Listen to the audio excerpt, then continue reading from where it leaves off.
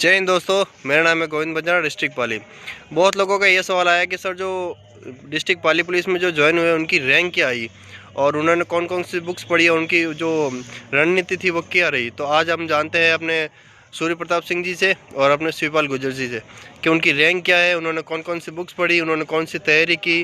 तो सूर्य प्रताप जी, सबसे पहले तो आप अपनी रैंक बताइए और आपने कौन कौन से एग्ज़ाम क्वालिफाई किए और कौन सी रणनीति अपनाई जिससे आपने इतने सारे एग्ज़ाम क्वालिफाई किए।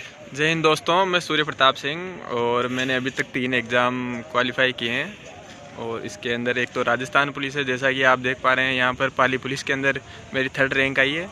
और जेडपेरी के अंदर में जनरल से 84 रैंक है और 4th ग्रेड के अंदर मेरी 39वीं रैंक है।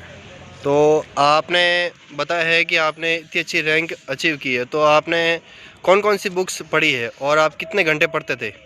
बिल्कुल, मैं आपसे ज़्यादा तो नहीं बोलूँगा, पर 10 से 12 घंटे में डेली पढ़ाई करता था। और ये पढ़ाई कंटिन्यूटी रख के मैंने साल भर तक करी है। और इसमें अलग अलग सब्जेक्ट के लिए मैंने अलग अलग बुक्स पढ़ी और ज़्यादातर मैंने सेल्फ स्टडी करी है।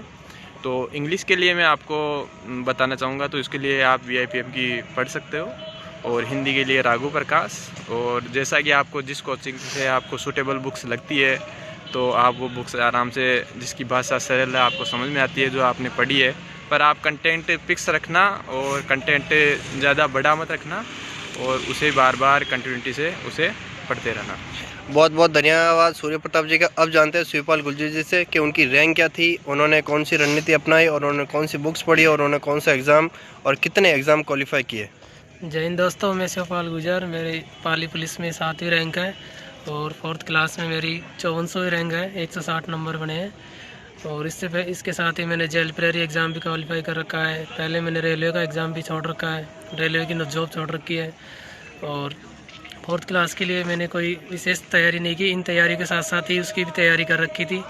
तो इंग्लिश के लिए जैसे VIPM के हुआ या अदर कोई कंटेंट आप नेट वगैरह से इनसे तैयार कर सकते हो। हिंदी के लिए जो 9 से 12 तक की जो NCERT की बुक चलती है वो बुक पढ़ सकते हो, उससे बाहर नहीं जाता इन एग्ज़ामों में।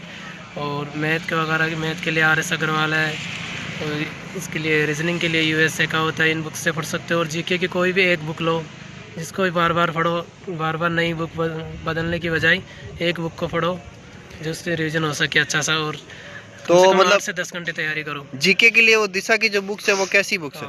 दिशा की बुक GK के लिए बहुत अच्छी बुक है। उससे आपको सारे एग्जाम्स के क्वेश्चंस क्लियर हो जाते हैं, कैसा लेवल चल रहा है एग्जाम में, कैसे क्वेश्चन आंसर आ रहे हैं, वो सारा उससे कंफर्म हो जाता है। इसलिए दिशा की बुक ज़रूरी है आपके क्वेश्चन के लिए। थ्योरी के साथ आपको क्वेश्चन प्रैक्टिस करना भी बहुत ज़रूरी है।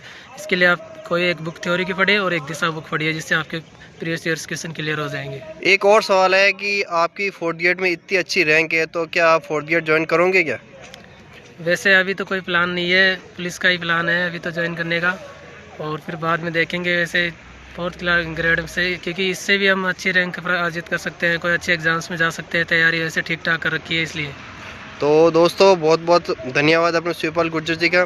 मतलब मेरा तो यही कहना है कि आप अच्छी बुक्स पढ़ो, ऑथेंटिक बुक्स पढ़ो, जिससे क्या है कि जो आपके जो कंसेप्ट है वो क्लियर हो सके। जैसे दिशा है या VIPM है, राघव प्रकाश है, RS अग्रवाल है।